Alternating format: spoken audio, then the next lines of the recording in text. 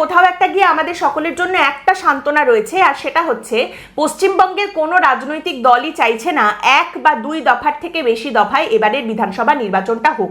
প্রত্যেকটা রাজনৈতিক দলেরই মোটামুটি বক্তব্য 1 বা 2 দফায় ভোটটা করানো হোক, নির্বাচন কমিশন সেভাবেই যেন ভোটের নির্ঘণ্ট তৈরি করে। এবার অবশ্যই এই বিষয়টাও রয়েছে যে এসআইআর এর কাজকর্ম, ভোটের কাজকর্ম যেভাবে এগোচ্ছে তাতে 1 বা 2 দফার থেকে বেশি দফায় ভোট করানোর মতো পরিসর বা সময়ও পড়ে থাকছে না। কিন্তু যাই হোক, নির্বাচন কমিশনের কাছে রাজনৈতিক দলগুলোর তরফ থেকে প্রত্যেকেই মোটামুটি এই কথাই বলছে 1 বা 2 দফা। কিন্তু এইখানে সব থেকে বড় প্রশ্ন যেটা উঠে আসছে, 1 বা 2 দফায় পশ্চিমবঙ্গের মতো একটা রাজ্যে যদি নির্বাচন করাতে হয় তাহলে যে পরিমাণ নিরাপত্তা সুরক্ষার বন্দোবস্ত করার প্রয়োজন রয়েছে, কেন্দ্রীয় বাহিনী যে পরিমাণ এখানে পাঠানোর প্রয়োজন রয়েছে স্বরাষ্ট্র মন্ত্রকের তরফ থেকে, সেই বিপুল পরিমাণ নিরাপত্তার ব্যবস্থা, কেন্দ্রীয় বাহিনীর ব্যবস্থা আদৌ করা যাবে তো?